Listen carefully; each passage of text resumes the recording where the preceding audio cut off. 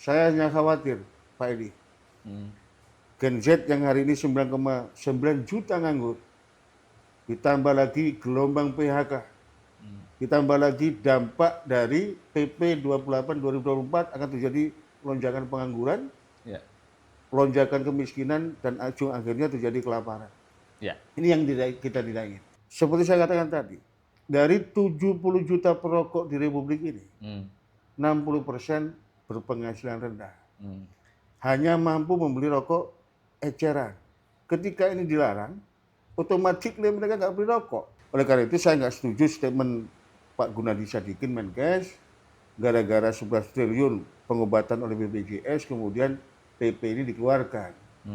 Kan cukainya 271, Pak. Kalau dikurangi 11, negara masih untung 260 triliun begitu ya.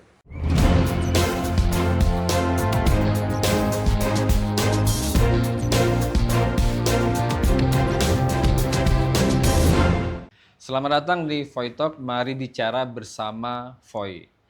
Hari ini kami kedatangan tamu dari Jakarta, Bapak Ali Mahsun Atmo, yaitu Ketua Asosiasi Pedagang Kaki Lima. Selamat datang Pak di kantor Voice of Indonesia.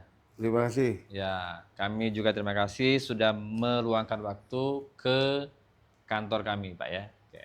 Baik, kami akan bicara tentang larangan dari pemerintah yang melarang pedagang kaki lima menjual rokok secara eceran atau ketengan. Ini adalah tertuang dalam PP nomor 28 tahun 2024 tentang peraturan pelaksana Undang-Undang nomor 17 tahun 2023 tentang kesehatan. Nah, ini implementasi atau turunan dari undang-undang. Nah, pertanyaannya nanti yang akan kami elaborasi, ini ternyata mendapat reaksi dari para pedagang kaki lima, begitu Pak ya? Ya. Nah, kita akan ulas soal itu Pak ya? Ya. Oke, baik.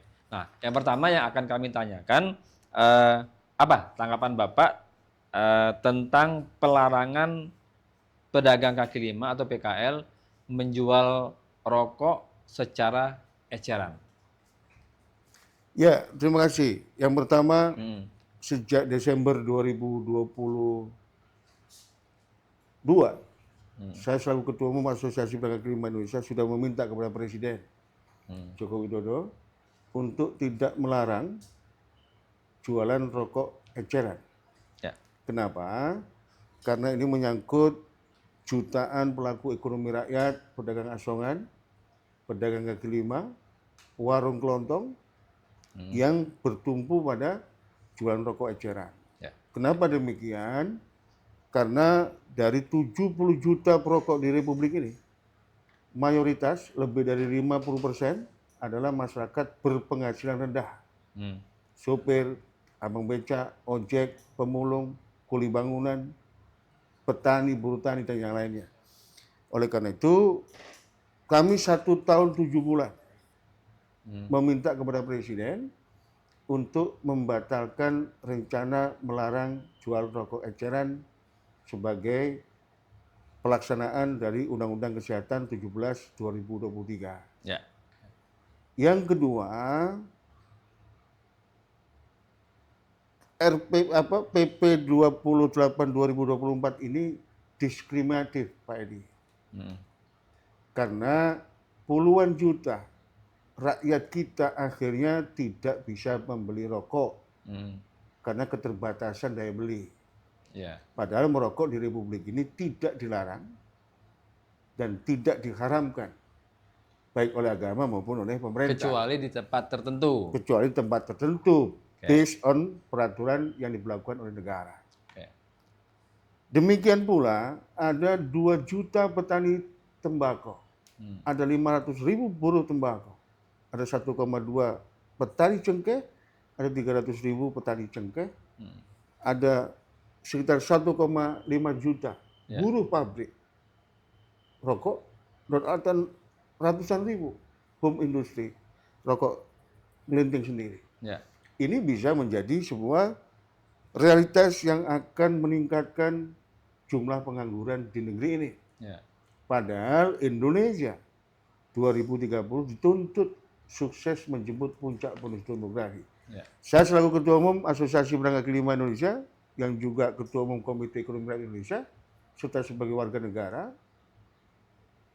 kondisi ini tidak boleh terjadi dan kami akan mengajukan judicial review kepada Mahkamah Agung.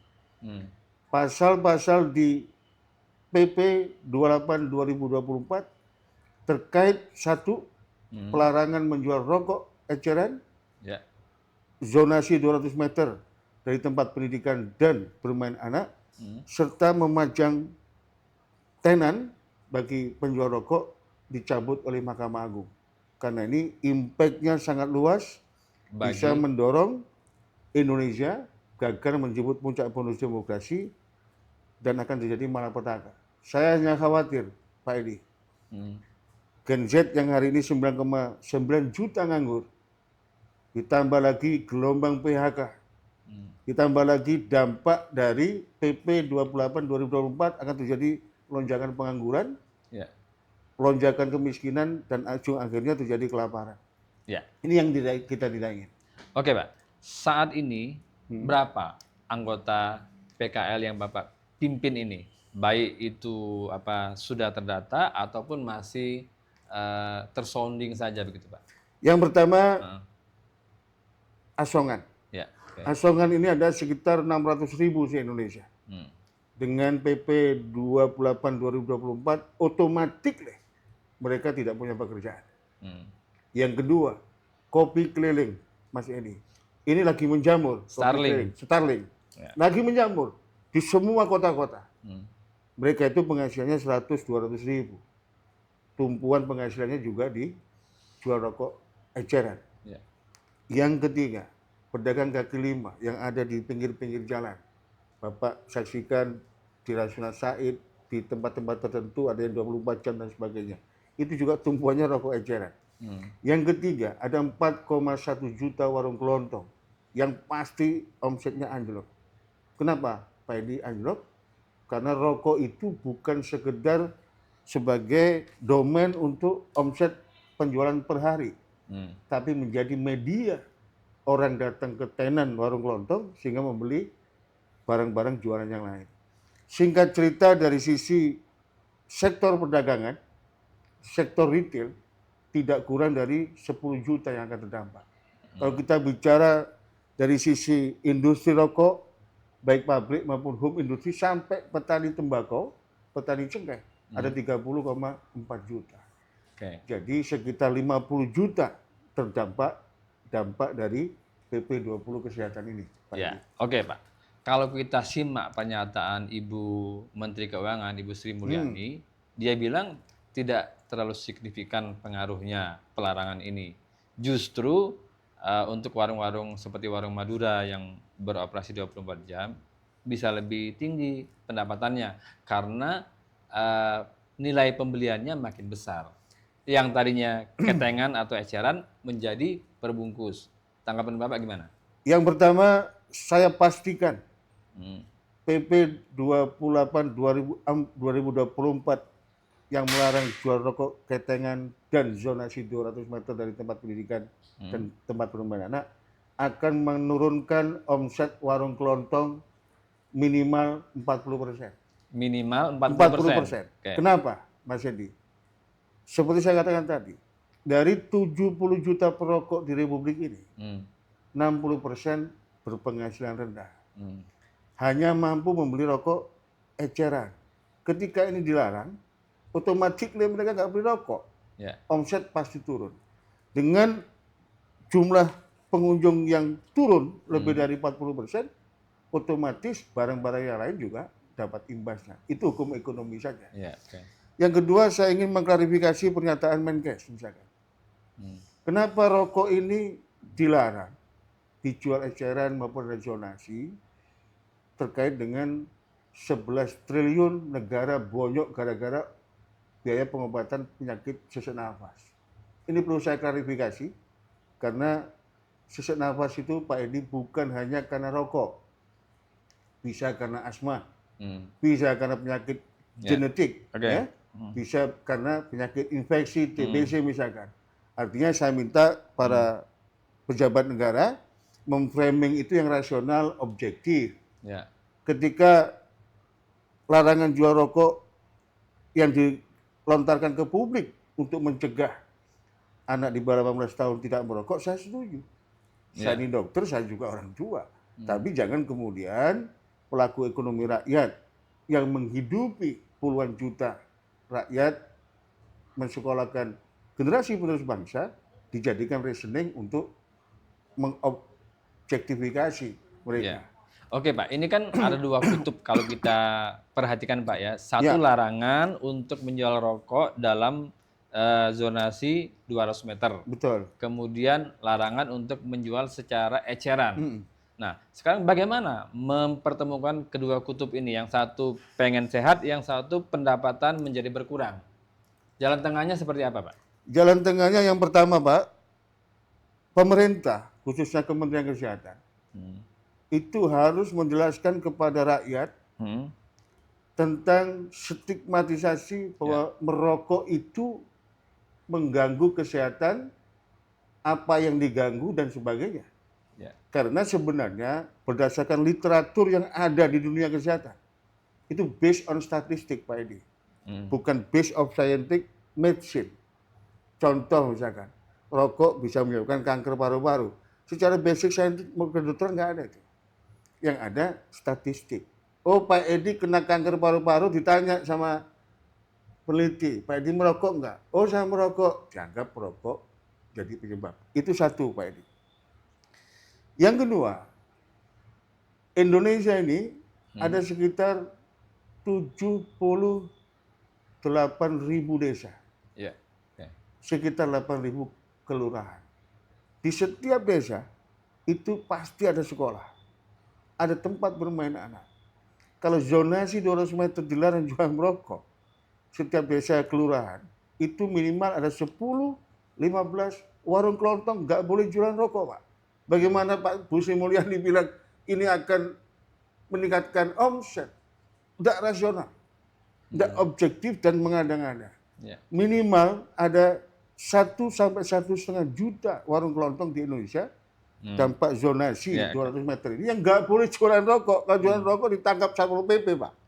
Nah, yang ketiga, jangan salahkan kepada pedagang kaki lima, kepada asongan, kepada warung kelontong ketika prevalensi perokok anak meningkat.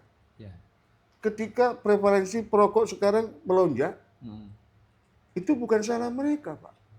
Kalau memang perintah serius untuk mencegah anak tidak merokok, untuk menurunkan prevalensi rokok, negara harus hadir secara totalitas. Saya usul Pak Edi. Apa itu Pak? 271 triliun cukai yang didapatkan oleh negara dari rokok dibuat membeli gudang garam, jarum super, sampurna, sehingga negara bisa menentukan berapa kapasitas produksinya dan yang lainnya. Yang hari ini ada 315 miliar batang per tahun, negara bisa kalau totalitas untuk mengendalikan rokok. Tapi hari ini yang terjadi adalah semua yang dikambing hitamkan orang-orang kecil yang sehari jualan untuk beli beras, untuk makan, untuk sekolah anak-anak mereka. Tapi pemerintah tidak pernah memikirkan apa solusi dari negara kalau mereka itu dilarang jualan eceran, zonasi 200 meter dan sebagainya. Apa ada jaminan dari negara ketika 200 meter dari dunia pendidikan dan tempat bermain kemudian prevalensi merokok turun? Kenapa negara nggak ngomong secara totalitas terkait dengan narkoba yang sekarang sudah menjadi persoalan yang sangat, dalam bahasa kedokteran, sangat emergensi sekali. Itu yang lebih krusial Pak Krusial, lebih bahaya, lebih krusial, tapi tidak pernah dibahas. Begitu Pak. Ya, berarti cukai yang selama ini terkumpul, kalau saya punya data itu kalau tidak salah 170 triliun untuk tahun 2003 pendapatan juga tercatat 167,3 triliun rupiah. Ini turun dari 170 triliun pada tahun sebelumnya. Nah, pertanyaan saya Pak, apakah dana yang terkumpul ini sudah digunakan untuk sebagian untuk kesehatan masyarakat, Hmm. Pak? Yang pertama begini, kita tahu sumber APBN. Ya, oke. Sumber APBN itu ada dari pajak dan cukai, Ya. ada non pajak dan non cukai. Hmm. Otomatis Hmm. 271 triliun itu kan cukai plus pajak, Pak. Masuk di APBN. Ya. Kalau sudah masuk di APBN, berarti sebagian besar atau bagian daripada 271 triliun pasti untuk kesehatan, untuk siapa? Kan gitu. Oleh karena itu saya nggak setuju statement Pak Gunadi Sadikin Menkes, gara-gara 11 triliun pengobatan oleh BPJS, kemudian PP ini dikeluarkan. Kan cukainya 271, Pak. Kalau dikurangi 11, negara masih untung 260 triliun begitu ya. Oleh karena itu, saya berharap Presiden Jokowi atau Presiden Prabowo Subianto nanti setelah tanggal 20 Oktober memahami betul ruh amanat penderitaan rakyat. Mohon maaf Pak Edi, hari ini ekonomi rakyat lagi down. Omset anjlok. 40 juta kelas menengah terancam miskin karena gaji tidak naik, pendapatan nggak naik, tapi beban hidup makin berat. Semuanya naik, Pak. Ya. Dan konyolnya setiap ada kenaikan listrik, kenaikan apapun rakyat nggak pernah dikasih tahu, Pak. Oleh karena itu, saya akan melakukan konsolidasi dan koordinasi dengan kawan-kawan sejawat, pimpinan organisasi yang terdampak PP 28/2004 tentang kesehatan ini untuk bersama-sama melakukan langkah bersama. Yang pertama, minta kepada Presiden untuk mencabut PP 28/2024. Yang kedua, kita tempuh jalur hukum. Judicial review. Judicial review ke Mahkamah Agung. Ya. Nah, bicara soal judicial review ini, spesifik pasal-pasal mana saja yang sudah dicatat untuk diusulkan reviewnya, Pak? Kalau dari sisi perrokokan, itu tentang jual rokok eceran, zonasi 200 meter, dan tidak boleh memajang jualan. Ya. Tapi kami ada dua, karena kami ini Ketua Umum Asosiasi Pedagang Kaki Lima Indonesia yang juga membawai kuliner. Ya. Ada pasal 154. Ini yang saya kaget betul Pak Edi Sueli. Makanan olahan dan makanan siap saji dikenakan cukai. Ujung akhirnya rakyat kita akan terbebani lebih berat. Kuliner hari ini satu sudah kena retribusi daerah. Ya kan? Kedua, akan dikenakan cukai. Yang ketiga, ini perlu digarisbawahi. Kami pun menuntut kepada negara ini segera menghadirkan undang-undang digital ekonomi. Kalau kita beli di warung Padang, offline, 10.000 misalkan. Satu porsi ya Pak? Satu porsi. Ya. Kalau kita pakai online, itu bisa naik 30-40%. Karena nggak ada aturan. Artinya apa Pak? Dengan dikenakan cukai kepada makanan olahan dan siap saji ini, satu, akan memperberat beban hidup orang banyak. Yang kedua, mempersulit ya ekonomi rakyat sektor kuliner. Dan yang ketiga yang paling penting, jangan sampai kedaulatan kuliner kita tergadaikan dengan masuknya kuliner asing karena nggak mampu bersaing dari sisi harga. Ya. Ini penting digarisbawahi oleh Presiden.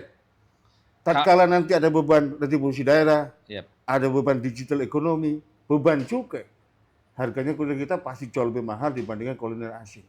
Dan ini sangat membahayakan.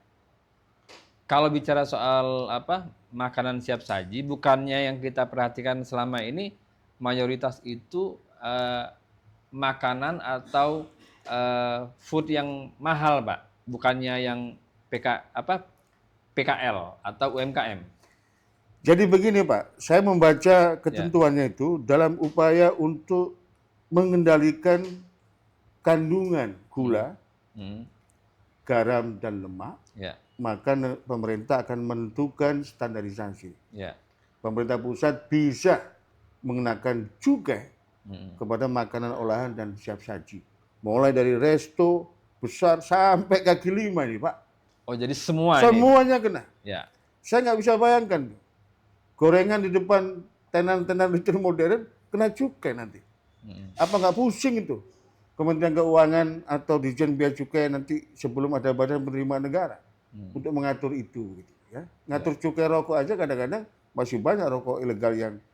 Nah ini yang saya khawatir tadi itu Pak Edi. Ya. Jangan sampai beban ini kemudian kuliner kita harganya jauh lebih mahal dibanding kuliner asing. Nanti semua teriak, wah ada banyak kuliner ilegal, ditangkap, dibakar sama menteri misalnya begitu. Kan nggak enak juga. Gitu. Ya. Mungkin ya Pak, ini dugaan saya ya, pemerintah ingin meningkatkan pendapatan dari sektor pajak sehingga hal seperti ini dioptimalkan, dicoba. Kami sadar Pak Edi, Indonesia untuk mampu menjemput puncak bonus demografi 2030 dan transformasi menjadi negara maju 2045, minimal 3 kali lipat menaikkan PDB. Sadar saya. Tapi jangan ini dibebankan kepada rakyat. Presiden sebagai kepala negara maupun kepala pemerintahan itu punya kekuasaan luar biasa di Republik ini. Maha Diraja Indonesia, Pak. Dan banyak sumber daya Indonesia yang berserakan, Pak. Banyak itu. Sektor pajak masih belum optimal. Saya pernah menghitung dengan Dirjen Pajak Pak Adi Purnomo ketika kita usul single identity number. Potensi pajak Indonesia 2007 waktu itu Pak, kalau ada SIN ya itu 16.000 triliun. Sekarang berapa? Itu satu. Yang kedua cukai Pak. Kita nggak bisa tutup mata. Barang ilegal masuk Indonesia itu seperti kita memasuki sebuah ruangan tanpa ada penjagaan. Yang ketiga, valuta asing. Tax loss-nya berapa? Bisa 120 sampai 150 triliun. Kenapa nggak diadakan undang-undang valuta asing? Yang ketiga, soal sumber daya alam kita, Pak. Bapak cek aja lah. Pertambangan seperti apa dan sebagainya. Oleh karena itu, kami dari Asosiasi Pedagang Kaki Lima Indonesia dan KRIS sangat mendukung hadirnya Badan Penerimaan Negara Republik Indonesia untuk menyatukan Direktur Pajak, Dirjen Pajak, Bea Cukai, dan pendapatan-pendapatan yang lain. Mohon maaf, Bapak kalau tanya kepada Menteri Keuangan, berapa penerimaan negara dari sisi ekonomi digital? Nggak ada, Pak. Karena nggak ada aturan, nggak ada undang-undangnya. Jadi, negara boleh untuk mentargetkan visi Indonesia Emas, butuh 3 kali lipat PDB dari 15.000 jadi 45.000 dengan rasio wirausaha mapan 10 sampai 12%, tapi jangan kemudian rakyatnya dibebani oleh negara. Maksimalkan itu pertambangan hilirisasi. Ya, berarti masih banyak yang belum dioptimalkan dan masih banyak kebocoran ya Pak. Yang kedua Pak, yang paling penting saya garis bawahi. Kalau Presiden Republik Indonesia punya tekad besar untuk mencegah kebocoran dan penyalahgunaan kekuasaan, bukan hanya 3 kali lipat PDB Pak Edi. Utang 8.400 itu segera kebayar itu. Kalau Presiden punya komitmen. Tergantung Presiden ini ke depan, dia Presiden yang berdaulat atau Presiden yang dikendalikan para ketua partai, gitu aja. Oke Pak, kembali ke persoalan PKL, pedagang kaki lima. Kalau kita komparasi ke negara asing Pak ya, apakah negara maju atau ke negara yang berkembang yang sama seperti Indonesia, bagaimana mereka mengelola PKL ini supaya mereka juga bisa hidup, tumbuh, tetapi tidak membebani? Tahun 2011, saya studi banding ya, ke Thailand, ke Malaysia, sama Singapura. Saat saya terpilih jadi Ketua Umum Asosiasi Pedagang Kaki Lima Indonesia. Pak Edi, di Thailand itu pedagang kaki lima itu penyumbang devisa negara nomor 2. PKL datang ke tenan PKL pakai seragam. Yang laki ganteng-ganteng, yang perempuan cantik-cantik. tenan tempat berdagangnya rapi, bersih, dan layak jadi wisata. Kuncinya satu. Di Thailand, negara hadir memberikan perlindungan, pengayoman secara hukum sesuai yang berlaku di Thailand. Di negeri ini, ya, kami berjuang sejak 93 ketika APKLI lahir, yang dibuka munasnya oleh Bu Sanul Arifin, Menteri Muda Urusan Koperasi, ada Mas Adi dan yang lainnya, ada Mas Dawal. Baru tahun 2012 bulan Desember tanggal 29, pedagang kaki lima diakui sebagai bagian daripada ekonomi Indonesia melalui Perpres 125/2012. Baru diakui, Pak. Perpres ini ada, Pak Edi, tapi tidak dijadikan tata peraturan dalam penataan pemberdayaan pedagang kaki lima.